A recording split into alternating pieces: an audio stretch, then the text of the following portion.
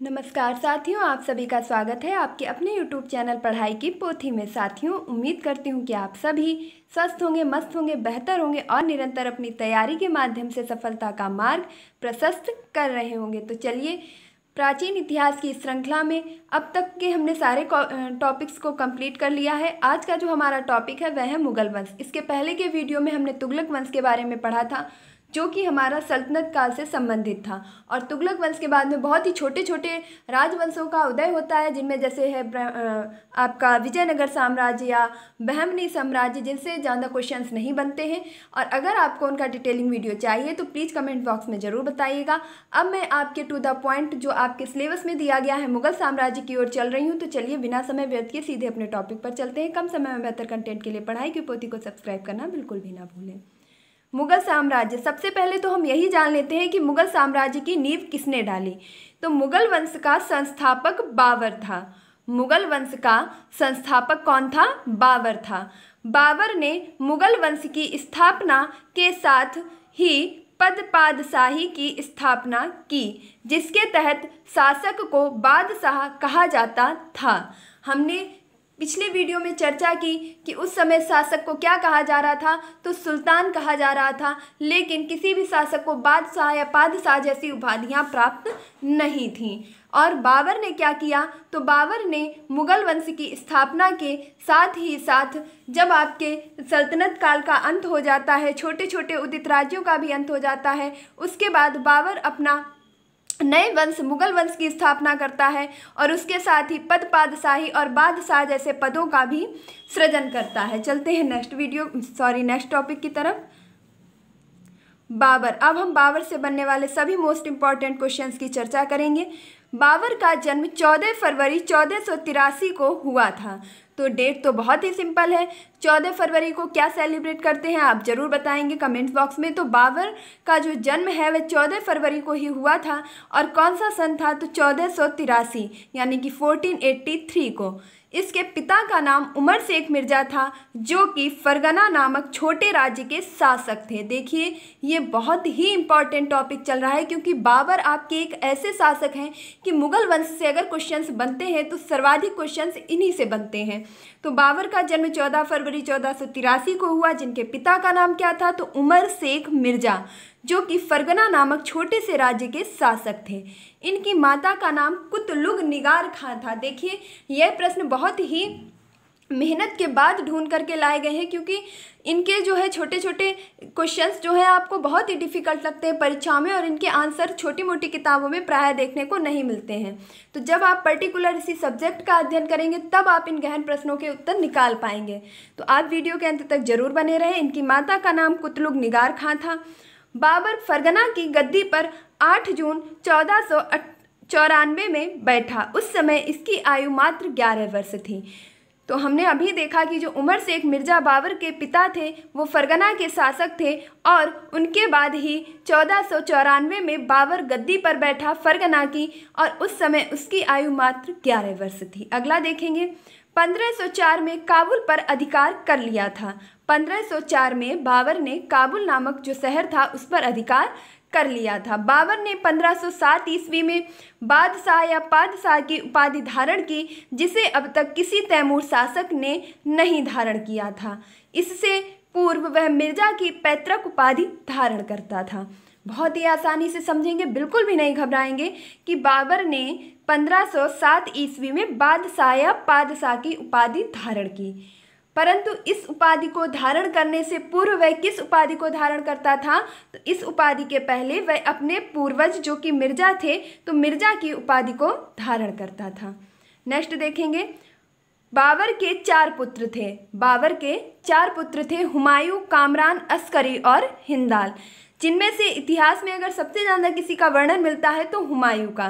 तो बाबर के 4 पुत्र कौन कौन से थे? हुमायूं, कामरान, अस्करी और हिंदाल। नेक्स्ट क्वेश्चन पर चलते हैं। बाबर ने भारत पर आक्रमण किया, तो कुल कितनी बार भारत पर आक्रमण किया? 5 बार। बाबर ने भारत पर कुल 5 बार आक्रमण किया था। नेक्स्ट क्वेश्चन देखेंगे। बाबर का भारत के विरुद्ध किया गया प्रथम अभियान कौन सा था? तो ऐसा युद्ध, ऐसा अभियान जो बाबर ने भारत पर प्रथम बार किया हो, पहली बार किया हो, वह था 1519 ईस्वी में यूसुफ जाति के विरुद्ध किया गया अभियान। तो 1519 ईस्वी में यूसुफ जाति के खिलाफ जो अभियान चलाया गया था वह बाबर द्वारा भारत के विरुद्ध पहला अभियान था। बाजौर पर किया और इसी आक्रमण में भेरा के किले को जीता। इसकी आत्मकथा के अनुसार इसे जीतने में सर्वप्रथम बारूद व तोपखाने का प्रयोग किया गया। मैंने जैसा कि पहले ही बताया था, बहुत ही अंदर से प्रश्न आपके लिए लाए गए हैं।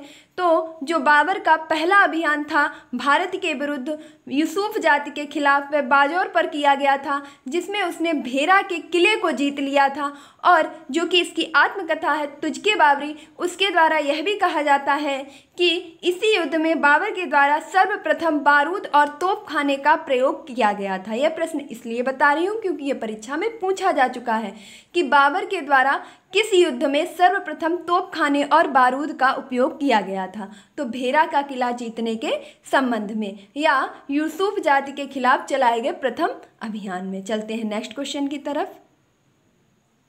अगला प्रश्न है, पानीपत का प्रथम युद्ध कब हुआ? तो पानीपत का जो प्रथम युद्ध था वह 21 अप्रैल 1526 ईस्वी को हुआ। इसमें इब्राहिम लोदी एवं बाबर के बीच हुआ, जिसमें बाबर विजयी हुआ। तो जो पानीपत का प्रथम युद्ध था यह 21 अप्रैल 1526 ईस्वी को हुआ था। किसके मध्य हुआ था? तो बाबर और इब्राहिम लोदी के मध्य हुआ था, जिसमें बाबर को जीत प्राप्त हुई थी। और विजय का जो मुख्य कारण था, ऐसा इसकी जो है पढ़ते हैं जब आत्मकथा, तो उसमें मिलता है कि इसकी जो पानीपत की विजय का मुख्य कारण था वह था इसके तोपखाने और कुशल सेनापतित्व। तो कुशल सेनापतित्व और तोपखानों के कारण पानीपत के प्रथम युद्ध में बाबर को विजय प्राप्त होती है, वहीं इब्राहिम लोदी पराजित हो जाता है। और यह युद्ध की जो तिथि है उसे बहुत ही ज़्यादा याद रखेंगे, 21 अप्रैल 1526। नेक्स्ट देखेंगे खानवा का युद्ध। तो खानवा का युद्ध 17 मार्च 1527 ईस्वी को होता है। किसके मध्य होता है? राणा सांगा और बाबर के मध्य होता है, जिसमें बाबर को विजय प्राप्त होती है। तो हम देख रहे हैं कि लगातार बाबर किसी भी युद्ध में हार का सामना नहीं कर रहा है। इसका मतलब है कि बाबर सबसे ही ज़्यादा प्रतापी मुगल शासक रहा है। और जैसा कि मैंने पहले ही कहा था कि परीक्षाओं में भी प्रश्न सबसे ज़्यादा बाबर से ही रिलेट करके पूछे जाते हैं। नेक्स्ट देखेंगे चंदेरी का युद्ध। चंदेरी का युद्ध 29 जनवरी 1528 ईस्वी को मेदिनी राय और बाबर के बीच में हुआ था। किसके बीच में हुआ था? मेदिनी राय और बाबर के बीच में। इसमें भी बाबर को जीत प्राप्त होती है और मेदिनी राय हार जाता है। अब हम देखेंगे कि बाबर ने जो तीनों युद्ध लड़े हैं उनमें लगातार डेट को किस तरीके से याद रखा जा सके। तो 21 अप्रैल 1526 को पानीपत का प्रथम युद्ध, उसके नेक्स्ट 1 ईयर बाद 17 मार्च 1527, 26 के बाद तुरंत 1527 को कौन सा युद्ध होता है? खानवा का युद्ध। और खानवा के युद्ध के नेक्स्ट 1 ईयर बाद 1528 ईस्वी को चंदेरी का युद्ध होता है। और इन तीनों युद्धों में लगातार बाबर को ही विजय प्राप्त होती है। अब ये तीनों युद्ध किनके मध्य हुए? तो एक बार फिर से रिकॉल करेंगे। पहला युद्ध पानीपत का इब्राहिम लोदी के साथ, दूसरा युद्ध खानवा का राणा सांगा के साथ, और तीसरा युद्ध चंदेरी का मेदिनी राय के साथ। चलते हैं नेक्स्ट क्वेश्चन की तरफ। पानीपत के प्रथम युद्ध में बाबर ने पहली बार तुगलमा युद्ध नीति एवं तोपखाने का प्रयोग किया था।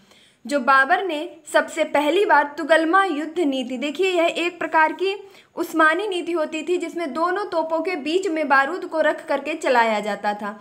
तो इस तरीके की जो गहन जानकारियां हैं वह आपको अध्ययन जब आप विस्तृत रूप से करेंगे तब प्राप्त होंगी। आप सिर्फ टू द क्वेश्चंस को इस प्रकार याद रख सकते हैं कि तोपखाने और तुगलमा युद्ध नीति का उपयोग किस युद्ध में किया गया था? तो पानीपत के प्रथम युद्ध में। नेक्स्ट क्वेश्चन देखेंगे। बाबर के 2 प्रसिद्ध निशानेबाज कौन थे? तो उस्ताद अली और मुस्तफ़ा।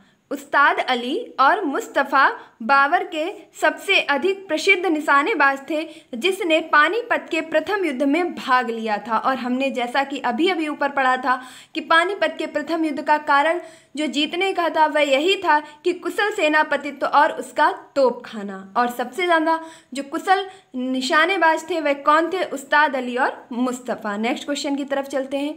बाबर को अपनी उदारता के लिए कलंदर की उपाधि दी गई। तो बाबर कलंदर की उपाधि को भी धारण करता था, लेकिन यह उपाधि उसे क्यों दी गई थी? तो उसकी उदारता के कारण उसे जो है कलंदर की उपाधि दी गई थी। अब चूंकि इतना उदार भी नहीं था कि नहीं बहुत ही ज़्यादा उदार हो, ऐसी कोई घटना उसके जीवन की थी जिस कारण उसे उदारता के लिए कलंदर की उपाधि दी गई। तो वह घटना थी पानीपत का प्रथम युद्ध। जब वह जीतता है तो उसके उपरांत प्रत्येक काबुल निवासी को 1 चांदी का सिक्का देने के कारण। तो पानीपत के प्रथम युद्ध में जब बाबर को विजय प्राप्त होती है तो वह काबुल के प्रत्येक नागरिक को 1-1 चांदी का सिक्का वितरित करता है, बंटवाता है, जिस कारण लोग उसे उदार कहते हैं और उदारता के कारण ही उसे एक नया नाम, नई उपाधि दी जाती है जो कि है कलंदर। तो अब आप इस चीज़ को कभी भी नहीं भूलेंगे। इन सारी बातों को बताने का सिर्फ एक ही मतलब था कि कलंदर नामक उपाधि किस शासक को प्राप्त है? बाबर को। नेक्स्ट देखेंगे, खानवा युद्ध में विजय के बाद इसने गाजी की उपाधि धारण की। तो आपसे पूछा जाएगा कि बाबर ने कलंदर की उपाधि किस युद्ध के उपरांत धारण की? पानीपत के प्रथम युद्ध के बाद। गाजी की उपाधि कब धारण की? तो खानवा युद्ध के बाद। योद्धा एवं धर्म प्रचारक दोनों की उपाधि धारण की। इसने योद्धा की और धर्म प्रचारक की भी उपाधि धारण की थी। आपसे कलंदर और गाजी जैसी उपाधियां जरूर पूछी जाती हैं कि कलंदर की उपाधि बाबर ने पानीपत के प्रथम युद्ध के बाद और गाजी की उपाधि खानवा के युद्ध के बाद धारण की थी। अगला प्रश्न देखेंगे, 48 वर्ष की अवस्था में 27 दिसंबर 1530 ईस्वी को आगरा में बाबर की मृत्यु हो गई।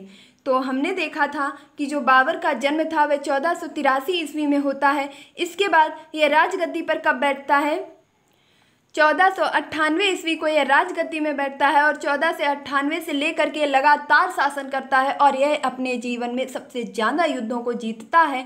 और इसके साथ साथ ही 48 वर्ष की अवस्था में 1530 ईस्वी को 27 दिसंबर को आगरा में इसकी मृत्यु हो जाती है और फिर प्रारंभ में सबको आगरा के आराम बाग में, बाद में काबुल में उसके द्वारा चुने स्थान पर दफनाया गया। देखिए, कई लोगों का प्रश्न यह भी होता है कि क्या बाबर को 2 बार दफनाया गया? तो हाँ, बाबर के शव को 2 बार दफनाया गया था। क्योंकि उसकी मृत्यु आगरा में हुई थी तो तत्काल में उसके शव को आगरा में ही दफना दिया गया था, जिसके पश्चात काबुल में जो उसने अपने मन से स्वयं से एक स्थान निश्चित कर रखा था कि मेरी मृत्यु के बाद मुझे इस स्थान पर दफनाया जाए, तो उसे काबुल में उसके द्वारा चुने गए स्थान पर दफनाया गया था।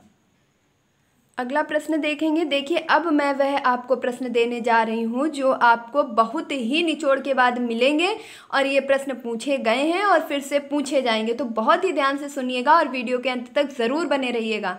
17 मार्च 1527 खानवा युद्ध में बाबर ने अपने सैनिकों को मनोबल बढ़ाने के लिए जिहाद यानी कि इस्लाम धर्म की रक्षा करने के लिए किया गया धर्म युद्ध का नारा दिया और तमगा नामक कर समाप्ति की घोषणा की। मैंने अभी अभी आपको बताया था कि 17 मार्च 1527 को खानवा का युद्ध होता है, जिसमें विजय के उपरांत बाबर गाजी की उपाधि धारण करता है। तो आप एक चीज़ और ध्यान रखेंगे कि इसी युद्ध में बाबर के द्वारा सर्वप्रथम जिहाद के नारे का उपयोग किया गया था, जिसका अर्थ होता है इस्लाम धर्म की रक्षा के लिए किया गया धर्म युद्ध। नेक्स्ट देखेंगे, 29 जनवरी 1528 को चंदेरी युद्ध के अवसर पर भी जिहाद का नारा तथा युद्ध समाप्ति के पश्चात राजपूत के सिरों की मीनार बनवाई गई थी। तो जैसा कि हमने अभी देखा कि खानवा युद्ध में बाबर ने सर्वप्रथम जिहाद के नारे का उपयोग किया। इसके बाद वह जो भी युद्ध करता था उसमें अधिकतर जिहाद के नारे का उपयोग किया जाता था। लेकिन प्रश्न पूछा जाएगा कि सर्वप्रथम किस युद्ध में किया? तो सर्वप्रथम खानवा के युद्ध में उसने जिहाद के नारे का उपयोग किया था। और चंदेरी की युद्ध समाप्ति के बाद जब वह जीत जाता है तो मेदिनी राय से जीत के बाद वह राजपूत के सिरों की एक मीनार बनवा देता है। तो यह प्रश्न भी आपसे पूछा जा चुका है कि राजपूत के सिरों की मीनार किस मुगल शासक ने बनवाई थी?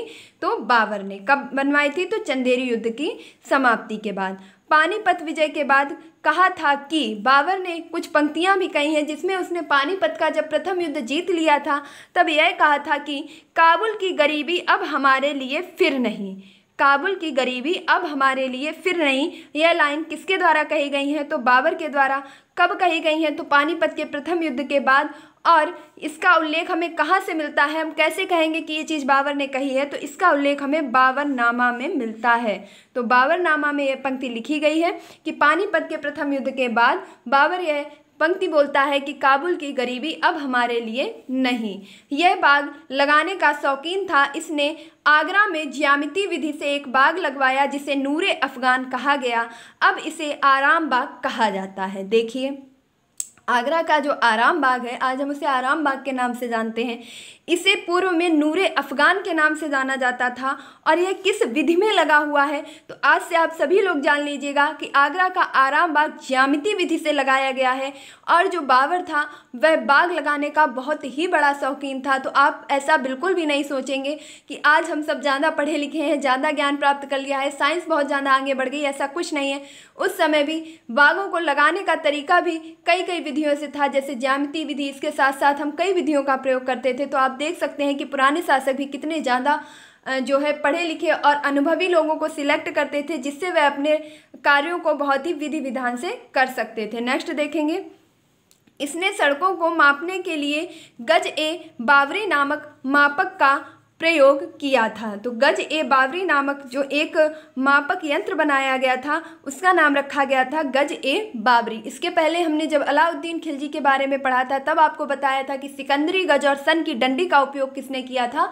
अलाउद्दीन खिलजी ने। नेक्स्ट देखेंगे, शाहरुख नाम का सिक्का किसने चलाया था? यह प्रश्न आपका बिल्कुल हूबहू ऐसा ही क्वेश्चन आपका यूपी टेट की परीक्षा में और इसके बाद यूपी पुलिस की परीक्षा में पूछा जा चुका है कि शाहरुख नाम का सिक्का किस शासक ने चलवाया था? तो बाबर के द्वारा शाहरुख नाम का सिक्का चलवाया गया था। बाबर ने मुबैयान नामक पद्य शैली का विकास किया था। यह क्वेश्चन तो कई बार रिपीटेड है कि मुबैयान नामक पद्य शैली का विकास किस शासक ने किया था? तो बाबर ने किया था। बाबर ने अपनी आत्मकथा तुझके बाबरी, जो कि बाबरनामा के नाम से जानी जाती है, किस भाषा में लिखी थी? तुर्की भाषा में। बाबर की आत्मकथा का नाम क्या है? तुझके बाबरी। किस भाषा में लिखी गई है? तुर्की भाषा में। इसे अन्य किस नाम से जाना जाता है? तो बाबरनामा। नेक्स्ट क्वेश्चन है, बाबर ने अपनी कविताओं का संग्रह किस नाम से किया? तो बाबर जो कि बाग लगाने का शौकीन था, इसके साथ साथ उसे लेखन में भी काफ़ी रुचि थी और उसने अपनी कविताओं का एक संग्रह किया था जिसे दीवान नाम दिया था। तुर्की भाषा में दीवान नाम दिया था। और बाद में इसकी जो कविताओं का संग्रह था वह बहुत ही ज़्यादा प्रसिद्ध हुआ था। तो ये आपके मुगल वंश के जो संस्थापक हैं बाबर, उनसे बनने वाले सभी मोस्ट इंपॉर्टेंट क्वेश्चन थे। आप कितना भी अध्ययन करेंगे उसके बाद आप इससे ज़्यादा इंपॉर्टेंट क्वेश्चन नहीं निकाल सकते हैं, जो आपकी परीक्षा की दृष्टि से बहुत ही ज़्यादा महत्वपूर्ण है, जो कई बार रिपीटेड है और आगे पूछे जाने की संभावना है। तो उम्मीद करती हूँ कि आपको यह वीडियो ज़रूर ही पसंद आया होगा। आपकी सभी प्रतियोगी परीक्षाओं, चाहे आप यूपी पुलिस की तैयारी कर रहे हो, यूपी पैट की तैयारी कर रहे हो, इसके साथ साथ आप सुपर टेट और टेट की तैयारी कर रहे हो, सी टेट या किसी भी अन्य परीक्षा की तैयारी कर रहे हो जिसमें आपके इतिहास विषय से प्रश्न पूछे जाते हैं, उन सभी के लिए यह वीडियो महत्वपूर्ण है। तो उम्मीद करती हूँ कि आपको वीडियो ज़रूर ही पसंद आया होगा। आपको यह मेहनत अच्छी लगी होगी तो आप कमेंट बॉक्स में ज़रूर बताइएगा कि आपको यह वीडियो कैसा लगा, और ये भी बताइएगा कि आगे इस श्रृंखला को जारी रखा जाए या नहीं। उम्मीद करती हूँ कि आपको यह वीडियो ज़रूर अच्छा लगा होगा। तो अगर आपको अच्छा लगा है तो बिना कहे वीडियो को लाइक और चैनल को सब्सक्राइब कर दीजिएगा। मिलती हूँ अपने नेक्स्ट वीडियो में। तब तक के लिए खुश रहिए, मस्त रहिए, पढ़ाई में निरंतरता बनाए रखिए, अपने माता पिता गुरुजनों का सम्मान कीजिए। उम्मीद करती हूँ कि आपने पढ़ाई की पोथी को जरूर सब्सक्राइब कर लिया होगा। धन्यवाद।